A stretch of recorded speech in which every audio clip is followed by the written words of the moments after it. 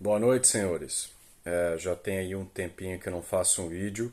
É, São meia-noite aqui na Inglaterra, mas eu resolvi pegar um certo embalo, porque ontem eu dei uma palestra sobre evolução para uma das maiores paróquias aqui de Londres e foi muito produtivo.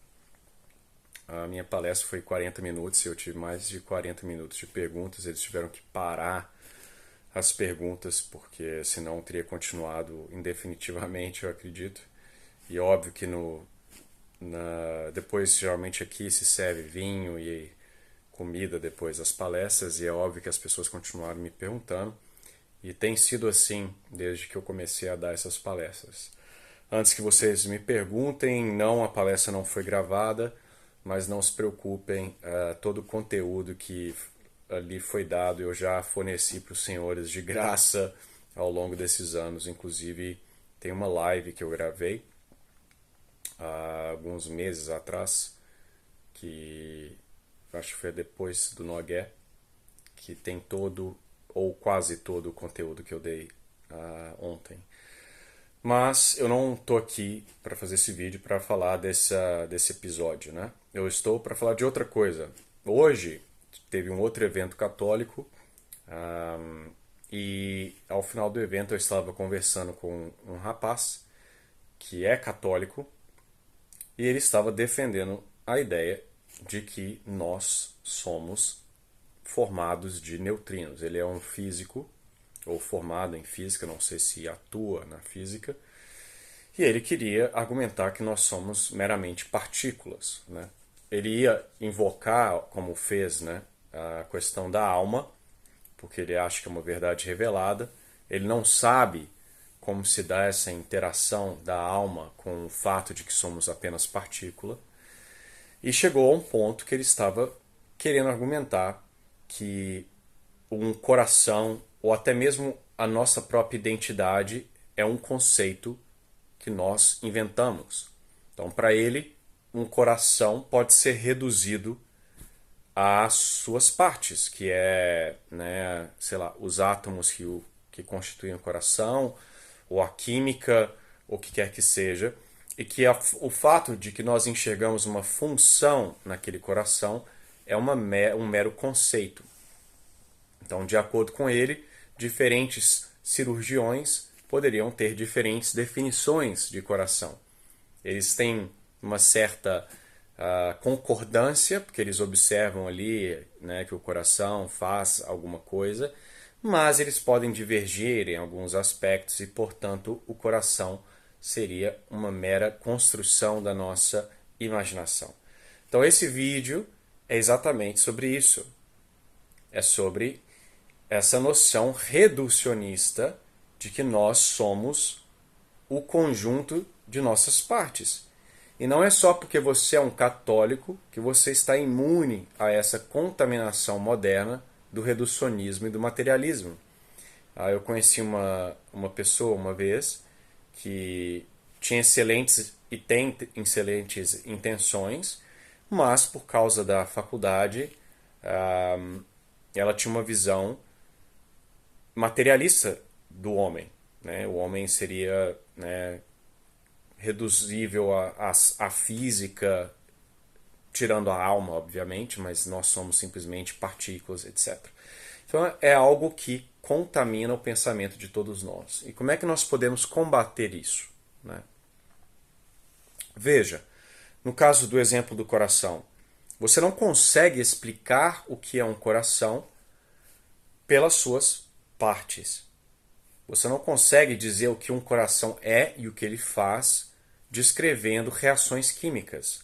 Você pode descrever toda a questão fisiológica de como o batimento ocorre, descrever minuciosamente como se dá a transferência de elétrons nas paredes das células para transmitir o impulso nervoso lá que vem do cérebro para gerar a contração. Você pode descrever uma contração muscular a nível morfológico ou molecular. Se você fizer isso, você ainda assim será incapaz de dizer o que o coração é. Que que é um órgão que bombeia sangue, por exemplo. Então, a explicação que as pessoas acabam dando é uma explicação material. E para nós que abraçamos a filosofia de Aristóteles, de São Tomás, que é a filosofia, por assim dizer, oficial da Igreja Católica, a matéria de algo é uma das causas apenas. Se você quer explicar uma estátua de Mussolini, que é feita de bronze, você não vai descrevê-la pelo bronze especificamente. Ah, é bronze. Ele tem tal e tal conformação, tal peso molecular. Você tem que acrescentar algo à sua explicação, à sua definição, que nesse caso seria o formato do rosto do Mussolini, que seria a causa formal. Você teria que explicar como aquela estátua veio a ser, que é o construtor. Qual é o fim dessa estátua? Adornar a praça lá dos fascistas na Itália. Então, para você explicar o que é um coração, você precisa de níveis de explicação, não apenas do que o coração é feito. Você não consegue dizer o que um coração é simplesmente reduzindo esse coração às suas partes. E é esse que é o problema do materialismo. E uma coisa que é fascinante e é difícil de explicar para aqueles que não têm uma compreensão filosófica, como eu não tinha, eu defendia exatamente essa visão desse jovem, é que no organismo a física ela é de certa forma distorcida, por assim dizer. Nós não podemos explicar o corpo humano reduzindo o corpo humano a simplesmente os átomos que o formam. É óbvio que o corpo humano, de uma forma ou de outra, ele obedece às leis da física. Só que, em um organismo como nós, as leis da física ou os átomos, eles funcionam para o nosso bem. É como se o corpo pegasse a matéria e a utilizasse para si mesmo. Então essa é uma das diferenças dos seres vivos para os seres inanimados. No ser inanimado, a causalidade ela não é intrínseca, ela não vem de dentro. Eu bato numa rocha, ela se move. O ser vivo, ele se move. Ele funciona para si mesmo, ele tem um fim. Então você pode tentar reduzir o organismo e dizer, olha, por exemplo, o DNA é uma molécula, ele obedece leis físicas e químicas. Sim. Quando um organismo percebe uma perturbação externa e gera uma cascata química e isso vai alterar como o gene é expresso, sim, há um fator mecânico, físico acontecendo. Você pode explicar aquela reação química de como se dá a percepção do efeito externo sendo transmitido por uma cascata química até a ativação do gene. O que nós não conseguimos explicar de forma química é como que essa cascata é utilizada pelo organismo para o seu próprio benefício. É como se ele cooptasse a química para si mesmo. Por quê que isso está organizado, toda essa química, para produzir um fim que vai além dessa química? Porque a química em si mesma não está preocupada com ambientes externos. Então, por que que o organismo consegue utilizar da física, da química, para produzir algo que vai além dessa física, dessa química? Então, essa é a questão que os filósofos aí que você lê na internet que nunca explicam as coisas de forma apropriada, é a questão da substância, do ser. Nós somos uma substância. Nós não dependemos de outras coisas. Eu não sou parte de alguma coisa. O Rômulo não é uma célula de um outro organismo. Eu tenho subsistência própria. A minha célula, ela não tem subsistência própria. Se eu tirar a minha célula, sei lá, da minha pele e colocá-la ali na mesa, ela deixa de ser, ela morre. Ela só existe porque eu existo. Ela é subordinada a mim.